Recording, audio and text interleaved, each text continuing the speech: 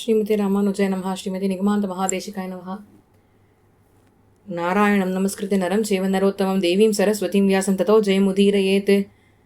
व्यासं वसिष्ठनप्तारं शक्तेः पौत्रमकल्मषं पराशरात्मजं वन्दे शुकतातं तपोनिधिं व्यासाय विष्णुरूपाय व्यासरूपाय विष्णवे नमो वै ब्रह्मणदे वासिष्ठाय नमो नमः. नमः सर्वेभ्यः. अतः परं निबोधेदं वैराटं पर्वविस्तरं विराटनगरे गत्वा श्मशाने विपुलां शमीं दृष्ट्वा संनिदधुस्तत्र पाण्डवाख्यायुधान्युत यत्र प्रविश्य नगरं छद्मनान्यवसंस्तते पाञ्चालीं प्रार्थयानस्य कामोपहतचेतसः दृष्टात्मनो वधो यत्र कीचकस्य वृकोदरात् पाण्डवान् वेषणार्थं च राज्ञो दुर्योधनस्य च चाराः प्रस्थापिताश्चात्र निपुणाः सर्वतो दिशं न च प्रवृत्तिस्तैर्लब्धा पाण्डवानां महात्मनां गोग्रहश्च विराटस्य त्रिगर्तैः प्रथमं कृतः यत्रासयुद्धं सुमहत् तैरासीलो महर्षणं क्रियमाणश्च यत्रासौ भीमसेनेन मोक्षितः गोधनं च विराटस्य मोक्षितं यत्र पाण्डवैः अनन्तरं च कुरुभिः तस्य गोग्रहणं कृतं समस्ता यत्र पार्थेन निर्जिताः कुरवो युधि प्रत्याकृतं गोधनं च विक्रमेण किरीटिना विराटेनोत्तरा दत्ता स्नुषा यत्र किरीटिनः अभिमन्युं यमुद्दिश्य सौभद्रम् अरिघातिनं चतुर्थमेतद्विपुलं वैराटं पर्ववर्णितम् अत्रापि परिसङ्ख्याता अध्यायः परमर्षिणा सप्तषष्टिरथो पूर्णा श्लोकानामपि मे शृणु श्लोकानां 200 तु श्लोकाः 50 तु उक्तानि वेदविदुषा पर्वण्यस्मिन् महर्षिणा उद्योगपर्वविज्ञेयं पंचमं शृण्वतः परम. இந்த விராட்ட பருவத்தில் என்னென்ன சொல்கிறா அப்படின்னாக்க, இது 4வது பருவம். விராட்ட பருவத்தில் பாண்டவர்கள் எல்லாம் விராட்ட நகரத்துக்கு வந்து சேர்றா. அந்த இடத்துல ஸ்மசானம் என்று சொல்லக்கூடிய அந்த மயானம், ஸ்மசானம் சம்ஸ்கிருதத்தில் பேர் மயானத்துக்கு. அந்த மயானத்தில் ஷமி அப்படின்ற மரத்தை பார்க்குறா. அந்த மயான பூமி கீழே தான் இவ ஆயுதங்கள் எல்லாம் மறைச்சி வச்சிருக்கிறதையும் அவள் பார்க்குறா. அவள் ஏற்கனவே அவள் ஏன் அஜ்ஞாத வாசத்தில் இருக்கா போன்ற விஷயங்களையெல்லாம் விராட்ட மகாராஜாவுக்கு சொல்லி ஆயிடுத்து. அதுக்கப்புறம் கீச்சகன் திரௌபதி மேலே ஆசைப்படுறான். பீமன் கீச்சகனை கொண்டு விடுறான். அந்த கதையான சொல்லப்படுறது. அதுக்கப்புறம் துரியோதனன் அவனுடைய தூதர்கள்லாம் அமுச்சு நாட்டில் எல்லா திக்கிலையும் பாண்டவர்கள் எங்கே இருக்கா அப்படின்றத கண்டுபிடிக்க சொல்கிறா. ஆனால் துரியோதனனால் கண்டுபிடிக்க முடியல. விராட்ட ராஜ்யத்தை முதல் தடவை கைப்பற்றணும் அப்படின்னு நினச்சி திரிகர்த்தர்களை அனுப்பிச்சதுக்கப்புறம் யுத்தமானது ஆரம்பிக்கிறது. விராட்ட நகரத்தை அவள் கேப்சர் பண்ணுறா. துரியோதனாதிகள் அவளை பீமன் காப்பாற்றி கொடுக்குறான். கூடவே அந்த விராட்டத்தில் இந்த பசுக்களை தான் அவள் முதல்ல அபகரிச்சா. ஸோ அதை எல்லாத்தையுமே பீமன் காப்பிச்சு கொடுக்குறா. திருப்பி விராட்ட நகரத்தை திருப்பி கேப்சர் பண்ணோன்னு கௌரவ வம்சத்தை சேர்ந்தவர்கள் பண்ணுறா. அதை அர்ஜுனன் ஒற்றையாளாக நின்று கொண்டு விராட்ட நகரத்துக்கு வெற்றி ஈட்டி கொடுத்தான். பின்பு விராட்ட அரசன் அவனுடைய பொண்ணான உத்தரையை அர்ஜுனனுக்கு கொடுக்கணும்னு சொல்கிறச்சு. அர்ஜுனன் உத்தரையை தன்னுடைய பிள்ளையான அபிமன்யு அவனுக்கு காண பண்ணி கொடுக்குறேன்னு ஒத்துக்கிறார். இந்த விஷயங்கள்லாம் தான் விராட்ட பருவத்தில் சொல்லப்பட்டிருக்கு. மகரிஷி வேதவியாசர் இதில் மொத்தம் 67 அத்தியாயங்கள் இயற்றியிருக்கார். இந்த பருவத்துக்கு உண்டான ஸ்லோகங்கள் 250. பின்பு வரக்கூடியது உத்தியோக பருவம். உத்தியோக பர்வ விக்னேயம் பஞ்சமம் ஸ்ருண்வதः பரம். இப்போ 5வது பருவம் உத்தியோக பருவம். அதை பற்றி சொல்ல போகிறார்.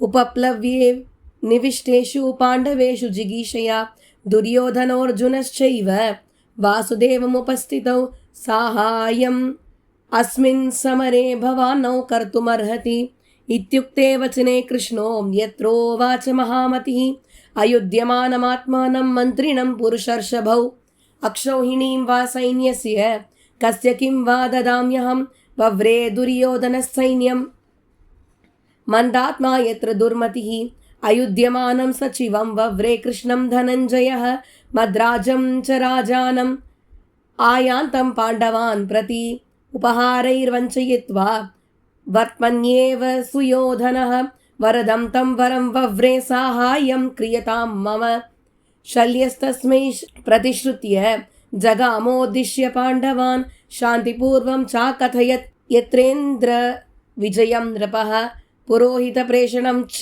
पाण्डवैः कौरवान् प्रति वैचित्रवीर्यस्य वचः समादाय पुरोदसः ततेन्द्र विजयं चापि यानं चैव पुरोदसः सञ्जयं प्रेषयामास शमार्थी पाण्डवान् प्रति यत्र दूतं महाराजो धृतराष्ट्रः प्रतापवान् श्रुत्वा च पाण्डवान् यत्र वासुदेवपुरोगमान् प्रजागरः सम्प्रजज्ञे धृतराष्ट्रस्य चिन्तया विदुरो यत्र वाक्यानि विचित्राणि हितानि च श्रावयामास राजानं धृतराष्ट्रं मनीषिणं तथासनत्सुजातेन यत्राध्यात्ममनुत्तमं मनस्तापान्वितो राजा श्रावितः श्लोकलालसः प्रभाते राजसमितौ सञ्जयो यत्र वा विभोः ऐकात्म्यं वासुदेवस्य प्रोक्तवान् अर्जुनस्य च यत्र कृष्णो दयापन्नः सन्धिमिच्छन् महामतिः स्वयम् आगच्छमं कर्तुं नगरं नागसाक्वयम् प्रत्याख्यानं च कृष्णस्य राज्ञा दुर्योधनेन वै क्षमार्थे याचमानस्य पक्षयोरुभयोर्हितं दम्भो दवस्य चाख्यानम् अत्रैव परिकीर्तितं वरान्वेषणमत्रैव मातलेश्च महात्मनः महर्षेश्चापि चरितं कथितं गावलस्य वै विदुलायाश्च पुत्रस्य प्रोक्तं चाप्यनुशासनं कर्णदुर्योधनादीनां दुष्टं विज्ञाय मन्त्रितं योगेश्वरत्वं कृष्णेन यत्र राज्ञां प्रदर्शितं रथमारोप्य कृष्णेन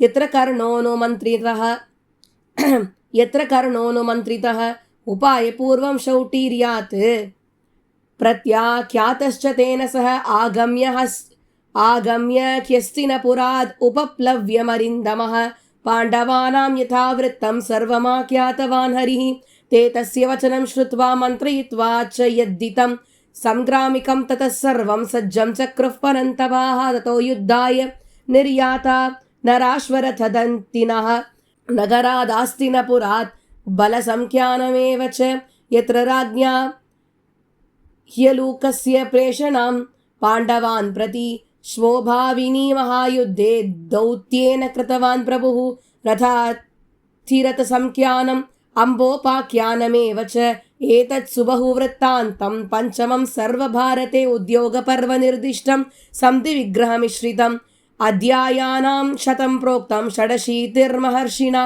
श्लोकानां 600 तावन्त्येव शतानि च श्लोकाश्च 90 प्रोक्ताः तथैवाष्टौ महात्मना व्यासेनोदारमतिना पर्वण्यस्मिन् तपोधनाः अतः परं विचित्रार्थं भीष्मपर्व प्रचक्षते இதோட 244 ஸ்லோகங்கள் ஆயிருக்கு.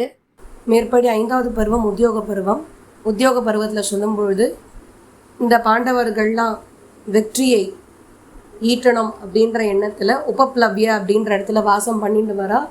ஒரு நாள் அர்ஜுனனும் துரியோதனனும் 2 பேருமே கண்ணன் கிட்ட போயிட்டு இந்த மாதிரி நீங்கள் யுத்தத்துக்கு எங்களுக்கு ஹெல்ப் பண்ணணும் அப்படின்னு சொல்ல கண்ணன் ஓகே சரி நான் 2 பேருக்கும் பொதுவாக சொல்கிறேன். 2 விஷயங்கள் இருக்குது. ஒன்று என்னோட நாராயணி சைன்யம், இன்னொன்று நான் எந்த விதமான ஆயுதமும் ஏந்த மாட்டேன் யுத்தத்தில் அப்படின்னு கண்ணன் சொல்லிடுறார். உடனே துரியோதனன் நான் கேட்குறேன் அப்படின்னு சொல்லிட்டு நாராயணி அக்ஷோகினி சைன்யத்தை கேட்டுட்டான். உடனே கண்ணன் இடத்துல அர்ஜுன் இடத்துல கேட்குறான், எனக்கு நீ வந்தால் போகிறோம் கிருஷ்ணா, எனக்கு வேறு எதுவும் வேண்டான்னு. ஆனால் நான் யுத்தத்தில் ஆயுதம் ஏந்த மாட்டேன்னு. இல்லை நீ வந்தால் மட்டும் போகிறோம், எனக்கு வேறு எதுவும் வேண்டான்னு அர்ஜுனன் பிரார்த்தனை பண்ணுறார். இதுக்கப்புறமா சொல்லப்படக்கூடிய விஷயம், மாதர ராஜ்யத்தினுடைய ராஜாவான ஷல்யன் அவர் பாண்டவர்களுக்கு சப்போர்ட் பண்ணோம்னு வரார். ஆனால் துரியோதனாதிகள் சூழ்ச்சி பண்ணி அவ பக்கல் எழுத்துன்றா. எப்படி ஷல்யன் இப்படி கொடுத்த வாக்குக்காக துரியோதனன் பக்கலில் நின்னா, அப்புறம் இந்திரன் எப்படி விருத்ரனை ஜெயிச்சா அப்படின்றது விஷயங்கள்லாம் பாண்டவர்களுக்கு ஷல்யன் சொல்லி அவளை வந்து தேத்துறார். அதுக்கப்புறம் பாண்டவர்கள் அவளுடைய புரோகிதரை வந்து கௌரவர்கள் கிட்ட போய் பேசுறதுக்கு தூது அனுப்புகிறா. பின்பு திருதராஷ்டிரர் நிறையா சக்தி படைத்தவர் தான், வீரியவான் தான். அவர் வந்து பாண்டவர்கள் அனுப்பி வைத்த புரோகிதர் கேட்ட கேள்விகளையும், அதாவது அவர் சொன்ன விஷயங்கள், பாண்டவர்கள் அனுப்பி வைத்த புரோகிதர்கள் சொன்ன விஷயங்களையும், கூடவே அதாவது இந்திரன் எப்படி விருத்திர அப்படின்றவனை வந்து ஜெயிச்சா அப்படின்ற விஷயங்கள்லாம் இந்த இடத்துல திருப்பி திருதராஷ்டிரனுக்கு சொல்லப்படுறது. பின்பு திருதராஷ்டிரன் இதெல்லாம் கேட்டு ஒரு மாதிரி துக்கமாயிட்டார். அதுக்கப்புறம் அவர் சஞ்சயனை வந்து தூது அமைச்சார் பாண்டவர்கள்ட்ட போய் சமாதானம் கொடியை நீட்டுறதுக்கு. அதுக்கப்புறம் பாண்டவர்கள், அவருடைய நண்பர்கள், பின்பு வாசுதேவர் முதலியவர்கள் சொன்ன அந்த விஷயங்கள்லாம் கேட்டு திருதராஷ்டிரருக்கு துக்கமானது ஏற்பட்டது. விதுரர் திருதராஷ்டிரனுடைய துக்க நிலைமையை பார்த்துட்டு உபதேசம் பண்ண ஆரம்பிக்கிறார், நல்ல விஷயங்கள் எடுத்துரைக்கிறார். இங்கே என்னன்னா சனத் சுஜாதரும் இவரோட அந்த நிலைமையை பார்த்துட்டு நல்ல விஷயங்களை சொல்லி துக்கத்தை தேத்தணும்னு முயற்சி எடுத்துட்டு இருக்கார். அடுத்த நாள் காலத்தால சஞ்சயன் அரச சபையில வாசுதேவரை பத்தி அர்ஜுனனை பத்தியும் அவ 2 பேருக்குள்ள இருக்கிற ஒற்றுமை என்ன, அவ யாரு, என்ன ஏதுன்றதெல்லாம் சொல்றா. அதுக்கப்புறம் தான் கண்ணன் இவாளுடைய இந்த பணிவான விஷயங்களை எல்லாம் பார்த்துட்டு ரைட்டு அப்ப நம்ம வந்து சமாதான கொடியை நீட்டலாம் அப்படின்னு சொல்லி ஹஸ்தினாபுரத்துக்கு வரார். அதுக்கப்புறம் இவர் ஹஸ்தினாபுரத்துக்கு வரும்போது துரியோதனன் கண்ணனை வந்து அவமானப்படுத்தி அமுச்சுடுறார். ஏன்னா அந்த இடத்துல வந்து தம்போத்வவ அப்படின்ற ஒரு கதையானது சொல்லப்படுறது. பின்பு மாத்துளி அவளுடைய மகளுக்கு ஒரு நல்ல வரன் தேடுற விஷயங்கள் சொல்லப்படுறது. பின்பு காலவரனுடைய சரித்திரங்கள் சொல்லப்படுறது. அதுக்கப்புறம் பிதுல அப்படின்றவருடைய பிள்ளைக்கு ட்ரைனிங் கொடுக்கறது, அதே மாதிரி வந்து அந்த குழந்தைக்கு தேவையான இந்த டிசிப்ளின் இதெல்லாம் சொல்லி கொடுக்குற அந்த விஷயங்கள், அந்த கதைகளானது சொல்லப்படுறது. அதுக்கப்புறமா அதாவது கண்ணன் வந்து அவருடைய யோகத்தை கொண்டு, சக்தியை கொண்டு அவர் தெரிஞ்சுட்டார் துரியோதனன் கர்ணனுடைய திட்டங்கள்லாம் என்னன்னுட்டு. அப்புறம் கண்ணன் கர்ணனை தேர்ல அழிச்சுட்டு போய், கர்ணா நீ பண்றது தப்புடா, என்ன செஞ்சோட்ரு கடன் தீர்க்க போற, இவாள்லாம் உனக்கு நல்லதே பண்ணலடா, சொன்னா புரிஞ்சுக்கோ, இப்பயாவது பாண்டவர்கள் சப்போர்ட் பண்ணலாம் உபதேசம் பண்றார். கர்ணா அதெல்லாம் கொஞ்சம் கூட பொருட்படுத்தலை. பின்பு கண்ணன் அங்கேருந்து புறப்பட்டு ஹஸ்தினாபுரத்துலேருந்து புறப்பட்டு உபப்ளவியா அப்படின்ற இடத்துக்கு வரார். பாண்டவர்களுக்கு நடந்த அத்தனையும் சொல்றார்.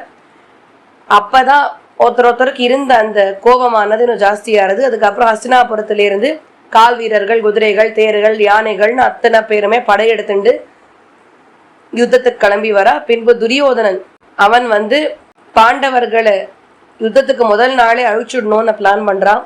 பின்பு தேரோட்டிகள் எந்தெந்த குலத்தை சேர்ந்தவர்கள், அவளுடைய ஸ்டேட்டஸ் என்னன்றதெல்லாம் சொல்லப்படுறது. அம்பா பத்தின சரித்திரங்கள் அந்த இடத்துல சொல்லப்படுறது. இதோட 5வது பருவமான உத்தியோக பருவம் பாரதத்துல வியாசர் எழுதி முடிச்சாரே, அது முடிவுக்கு வருது. வியாசர் இந்த பருவத்துல 166 அத்தியாயங்கள் 6698 ஸ்லோகங்களை வந்து ஏற்றிருக்கார். அடுத்தபடியாக நம்ம பீஷ்ம பர்வத்தை அனுபவிக்கணும்.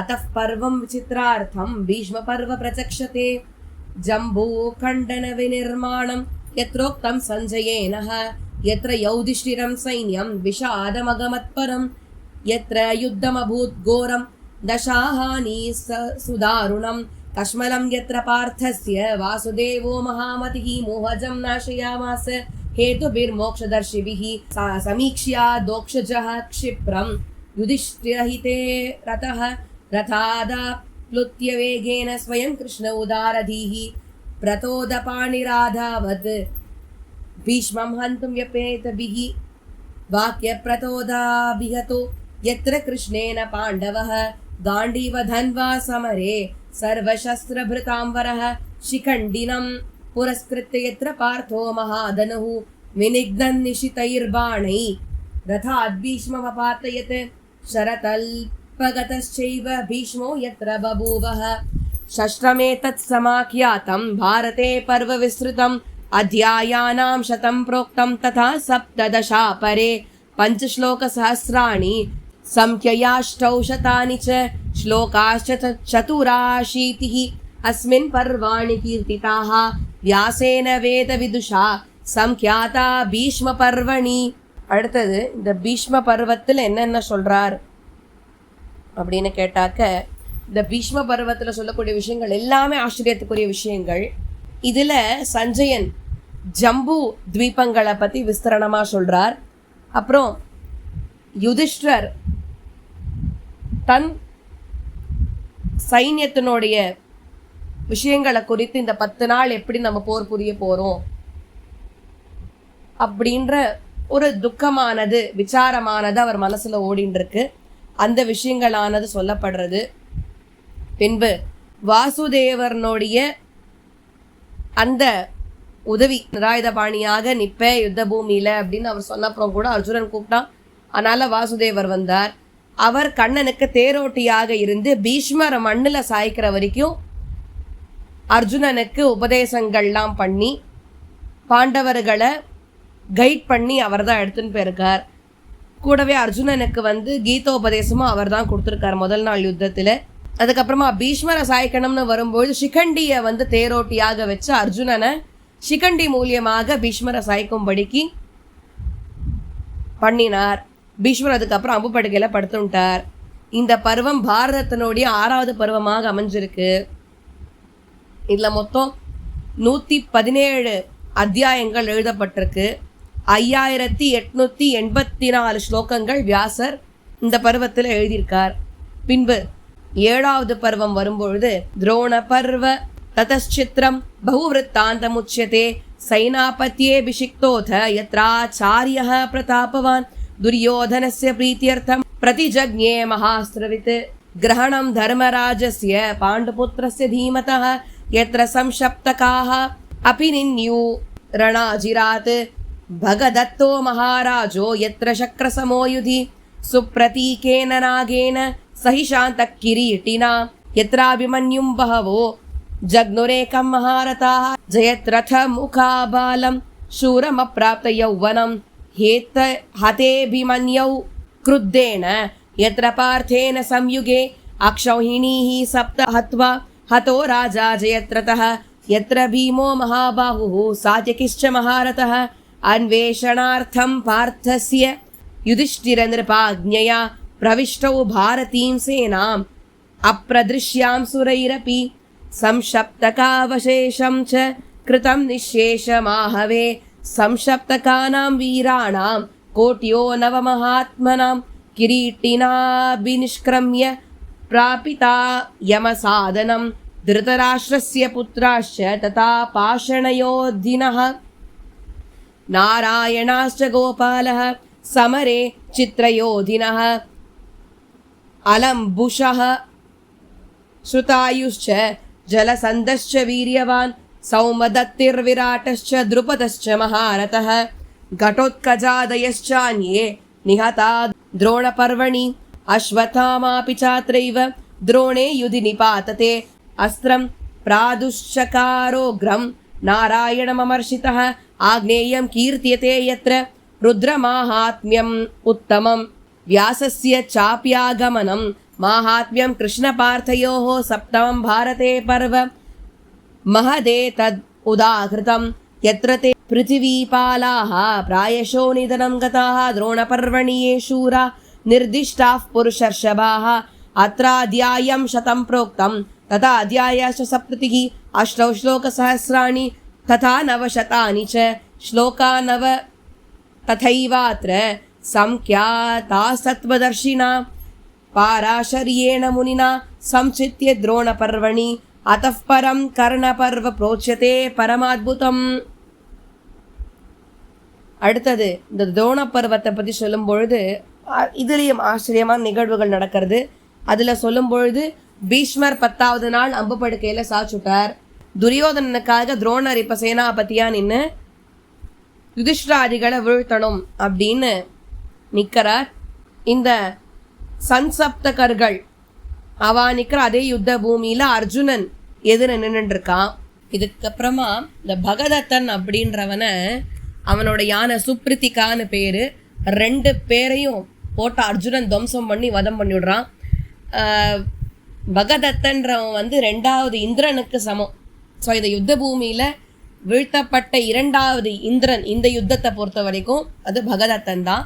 அதுக்கப்புறமா நிறைய புஜபலங்கள் கொண்ட பீமனும் தேர்ப்படை வீரர்களில் முதன்மையான சாத்தியகியும் யுதிஷ்டரனுடைய கட்டளைகளுக்கு கீழ்ப்படிந்து அர்ஜுனனை தேடி தேவர்கள் கூட ஊடுருவ முடியாத கௌரவ அணி சைன்யத்துக்குள்ள நுழைஞ்சு சம்சப்தர்களில் பாக்கி இருந்தவாளை பீமனே கொண்டுடுறான்.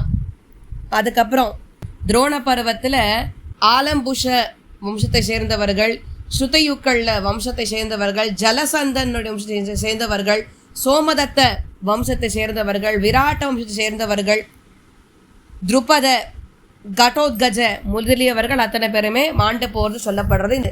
இவா துரோண பருவத்தில் இவா அத்தனை பேரோட கூட துரோணனும் சேர்ந்து மாண்டு போயிடுறார்.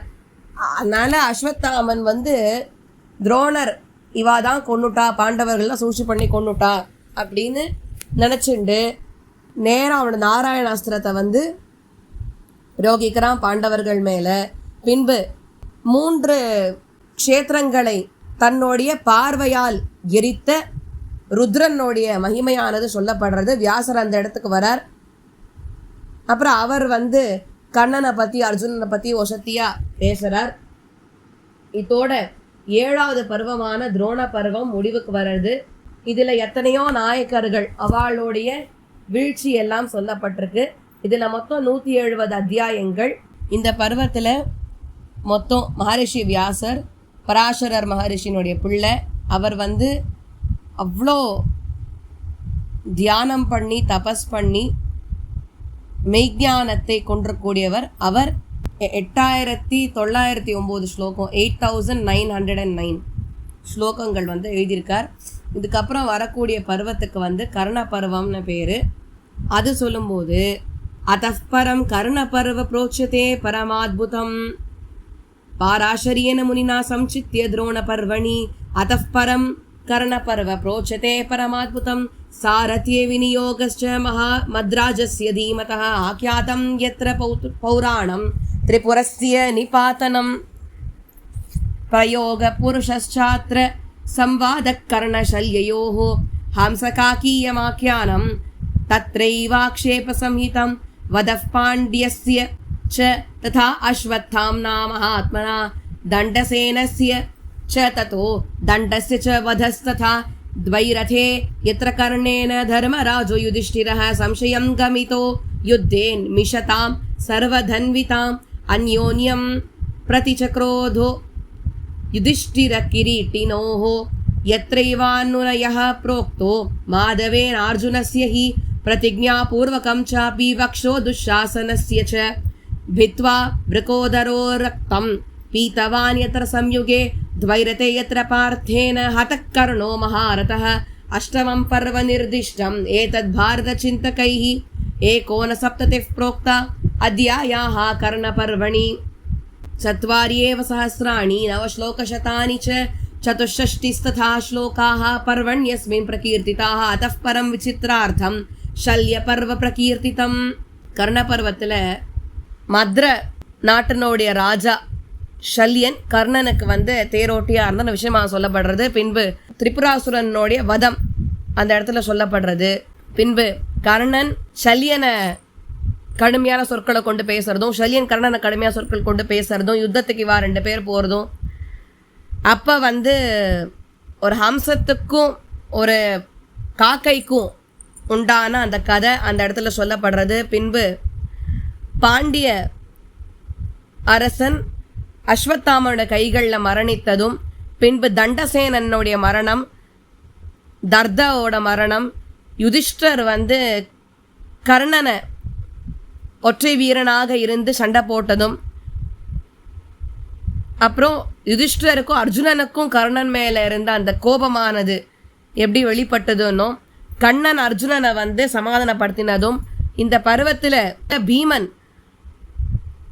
அவனுடைய சபதத்தை நிறைவேற்றும் வகையில் துஷாசனனுடைய மார்ப யுத்தத்தில் பிளந்து அதுலேருந்து வரக்கூடிய ரத்தத்தை வந்து பருகிறான்.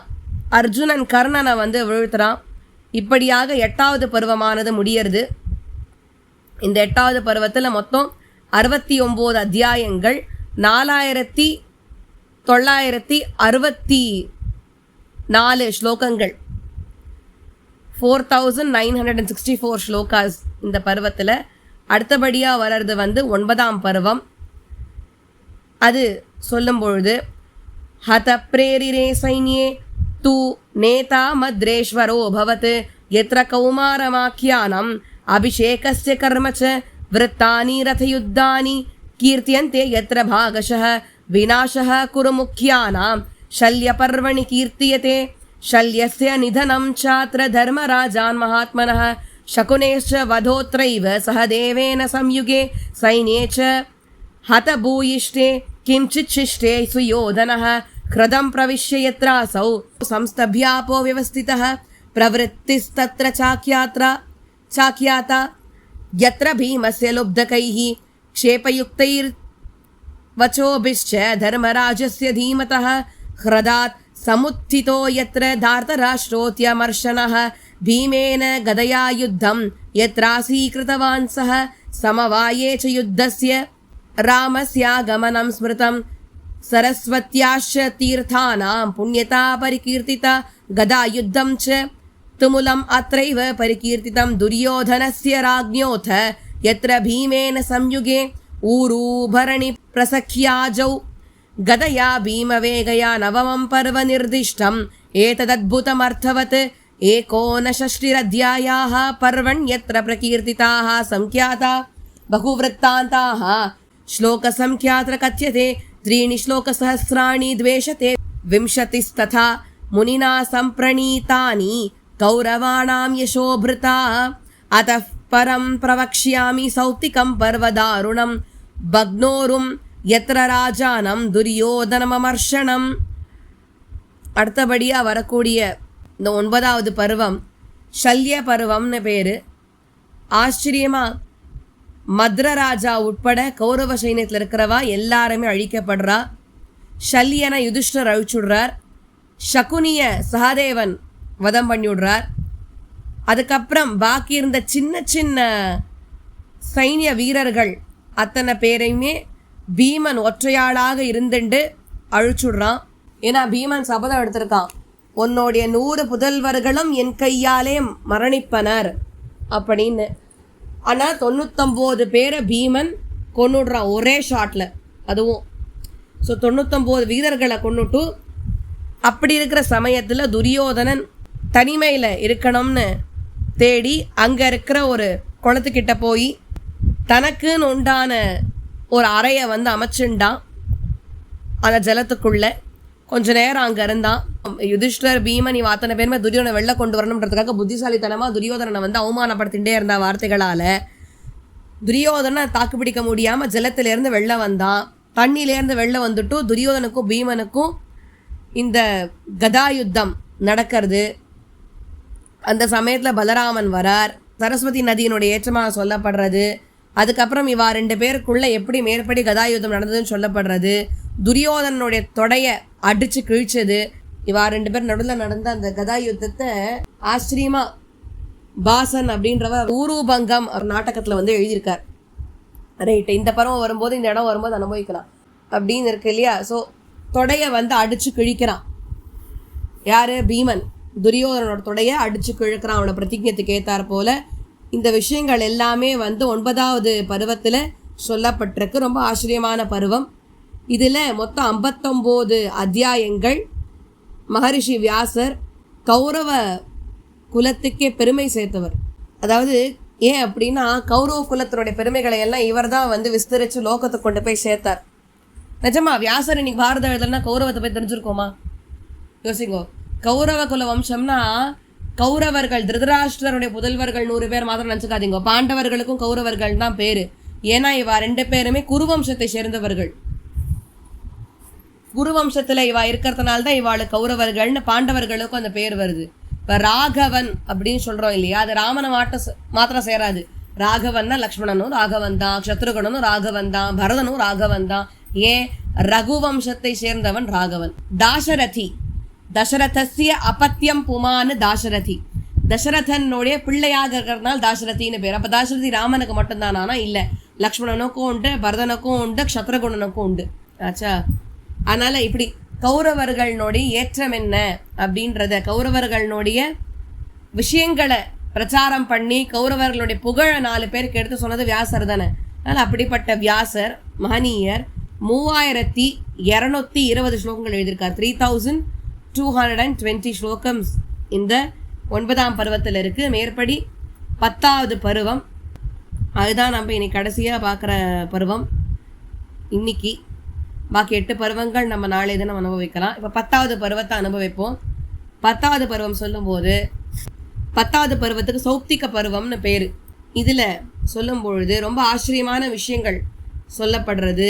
என்னடா அப்படின்னு கேட்டாக்க, அப்பயாத்தேஷு பார்த்தேஷு த்ரயஸ்தேபியாயு யத் ரதாஹ கிருதவர்மா கிருபோ திரௌணிஹி சாயாக்னேருதிரோக்ஷிதம் சமேத்ய தத்ருஷுர்பூமௌ பதிதம் ரணமூர்धनि प्रतिजज्ञे दृढक्रोधो द्रौणिर्यत्र महारथः हत्वा सर्वपाञ्चालान् दृष्टद्युम्न पुरोगमान् पाण्डवांश्च सहामात्यान् न विमोक्ष्यामि दंशनं यत्रैव मुक्त्वा राजानम् अपक्रम्य त्रयो रथाः सूर्यास्तमनवेलायाम् आसेदुस्ते महद्बनं न्यग्रोधस्याथ महतो यत्राधस्ताद् व्यवस्थिताः ततः काकान् बहून् रात्रौ दृष्ट्वोलूकेन हिंसितान् द्रौणिः क्रोधसमाविष्टः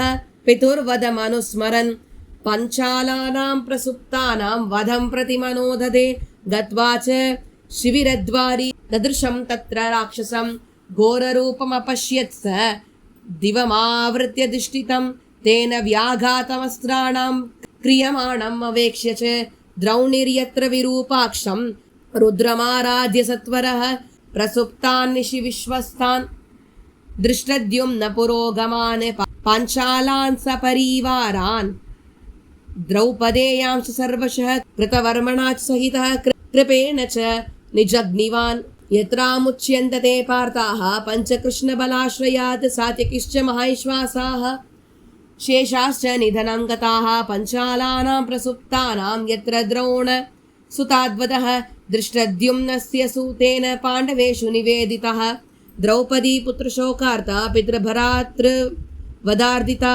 कृतानशनसङ्कल्प यत्र भर्तॄन् उपाविशत् द्रौपदी वचनाद् यत्र भीमो भीमपराक्रमः प्रियं तस्या चिकीर्षन् वै गदमादाय वीर्यवान् प्रियं तस्याश्चिकीर्षन् वै गदमादाय वीर्यवान् अन्वधाव सुसंक्रुद्धो भारद्वाजं गुरोः सुतं भीमसेन भयाद् यत्र देवैना विप्रचोदितः अपाण्डवायेतीरुषा द्रौणिस्तत्रम् अवासृजत् मैवमित्यब्रवीत् कृष्णः शम्यंस्तस्य तद्वचः यत्रास्त्रम् अस्त्रेण च तच्छमयामास फाल्गुणः द्रौणेश्च द्रोहबुद्धित्वं वीक्ष्य पापात्मनस्तदा द्रौणिद्वैपायनादीनां शापाश्चान्यो यकालिताः मणिं तथा समादाय द्रौणपुत्रान् महारथात् पाण्डवाः प्रददुर्हृष्टा द्रौपद्यै जितकाशिनः एतद्वै दशमां पर्व सौप्तिकं समुदाकृतम् 18अस्मिन्नध्यायाः पर्वण्युक्ता महात्मना श्लोकानां कथितान् यत्र शतान्यष्टौ प्रसंख्यया श्लोकाश्च 70 प्रोक्ता मुनिना ब्रह्मवादिना सौप्तिकैशिके सम्बुद्धे पर्वण्युत्तमतेजसा अत ऊर्ध्वमिदं प्राहुः ஸ்ரீ பர்வ கருணோதயம்.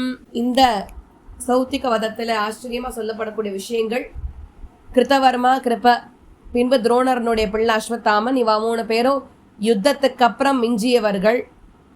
சாயங்காலத்தில் துரியோதனன் அப்படி மரணப்படுக்கையில் அவன் தொடையெல்லாம் கிழிக்கப்பட்டு ரத்தம் ஆறாக வெள்ளப்பெருக்கெடுத்து ஓடுறத பார்த்தா, துரோணனுடைய பிள்ளை அஸ்வத்தாமன் பெரிய வீரன். அவன் சபதம் எடுக்கிறான், துரியோதனனை பார்த்துட்டு திருஷ்டத்யும்னன் உட்பட பாஞ்சால தேசத்தை சார்ந்த அத்தனை பேரையும் பாண்டவர்களையும் கொல்லாத நான் இந்த இடத்த விட்டு போகிறதா இல்லை அப்படின்னு சொல்லிட்டு துரியோதனன்ட்ட சபதம் எடுத்துட்டு அந்த இடத்த விட்டு புறப்பட்டு போகிறான். சூரியஸ்தமன காலம். அப்போ ஒரு பெரிய ஆலமரத்துக்கு அடியில் அவன் போய் உக்காந்துக்கிறான். அப்போ ஒரு ஆந்தையானது எத்தனையோ காக்கைகளை கொல்றத பார்த்தான். அதை பார்த்துட்டு பாஞ்சாலர்களை நம்ம இப்படி தான் கொல்லணும்னு மனசில் தீர்மானம் பண்ணிட்டு நேர கூடாரத்துக்கு போனான். அங்கே பயங்கரமான முகத்தோற்றம் இருக்கக்கூடிய ஒரு ராட்சசனை அவன் பார்த்தான். அவன் தலை வானத்தை எட்டி பிடித்து நுழைவாயிலேயே காவல் காத்து கொண்டிருந்ததை அஸ்வத்தாமன் பார்க்குறான். பார்த்துட்டு துரோணனுடைய பிள்ளை சிவபெருமானை ஆராதனை பண்ணினான்.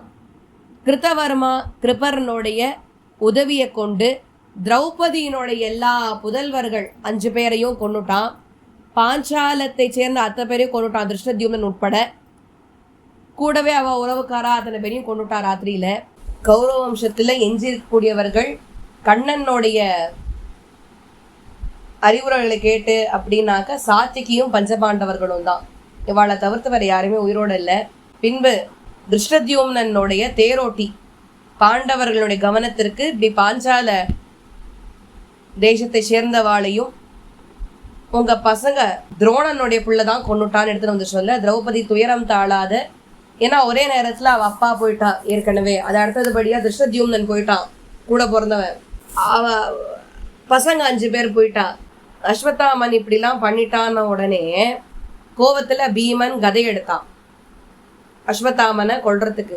எப்படி அவன் அபாண்டவ ஆஸ்திரத்தை பிரயோகம் பண்ணலாம், பாண்டவர்களே இல்லாமல் போட்டோன்னு சொல்லிட்டு அப்படின்னு கோவம். உடனே அஸ்வத்தாமனுடைய பிரம்மாஸ்திரம், ஏன்னா அஸ்வத்தாமன் அவனுக்கு தெரியும் இவாள்லாம் விடிஞ்ச உடனே கண்டிப்பாக எனக்கு கொல்ல வந்துடுவான்னு விட்டு உடனே பிரம்மாஸ்திரத்தை ரிலீஸ் பண்ணுறான். அர்ஜுனனும் பதிலுக்கு பிரம்மாஸ்திரம் போடணும்னு வரான். அப்போ கண்ணன் சொல்கிறார், வேண்டாண்டா, பதிலுக்கு பதில் பிரம்மாஸ்திரம் போட்டால் பிரபஞ்சம் அழிஞ்சிரும், வேண்டாம் அப்படின்னு சொல்ல அர்ஜுனன் தான் பிரம்மாஸ்திரத்தை கீழே இறக்கிட்டான். அங்கேருந்து அஸ்வத்தாமனுடைய இந்த முடிவை பார்த்துட்டு நேராக வியாசர் வெளில ஓடி வந்தார். ஓடி முட்டாள், பிரம்மாஸ்திரத்தை இறக்குன்னா. இவன் என்ன சொல்லிட்டான், எனக்கு பிரம்மாஸ்திரத்தை போட மாட்டேன்னு தெரியும், திரும்பி வாங்க தெரியாதுன்னா. உடனே பிரம்மாஸ்திரத்தை போட்டதுனால கிருஷ்ணத்வைபாயனர் சொல்லக்கூடிய வேதவியாசர் அஸ்வத்தாமனை சபிச்சுட்டார். கூடவே கண்ணனும் அஸ்வத்தாமனை சபிச்சுடுறார். பாண்டவர்களுக்கு அதுக்கப்புறமா அஸ்வத்தாமனை தேர் சக்கரத்தில் கட்டி அழிச்சுட்டு போய் அவனோட தலையில இருந்த அந்த ரத்னத்தை எடுத்துடுறா. திரௌபதி இந்தா பார், இதான் வெற்றி அப்படின்னு காமிச்சு கொடுத்தா. ஏன்னா திரௌபதி சொல்லிட்டா அஸ்வத்தாமனை கொல்லாதீங்கோ அப்படின்னு சொல்லிட்டா. ஆனால் பீமன் கொல்லணும்னா சரின்னு சொல்லிட்டு அவன் தலையில இருந்த ரத்னத்தை மட்டும் எடுத்தா. இத்தோட 10வது பருவம் சௌப்திக பருவம் சொல்லப்பட்டது. மகரிஷி வேதவியாசர் இதில் மொத்தம் 18 அத்தியாயங்கள் சொல்லியிருக்கார். கூடவே உயர்ந்த உண்மைகளை பேசக்கூடிய மகரிஷி வியாசர் இதில் 870 ஸ்லோகங்கள் எழுதியிருக்கார். இதுலேயே சௌப்திக ஐஷிகான்னு 2 பருவங்கள் கம்பைல் பண்ணி ஒரே பருவமாக வியாசர் எழுதியிருக்கார். இதுக்கு அடுத்தபடியாக இருக்கக்கூடிய பருவம் ஸ்திரீ பருவம்னு பேர். அதை நாளை தினம் அனுபவிக்கலாம். ஏதேனும் பழிகள் இருந்தால் பிரிவாக க்ஷமிக்கணும் பிரார்த்திக்கிறேன். கவிதா சிம்மே கண்ணகுண சல்லே ஸ்ரீமதி வெங்கடேஷ வேதாந்த குருவே நமஹ. பாரதம் தொடரும்.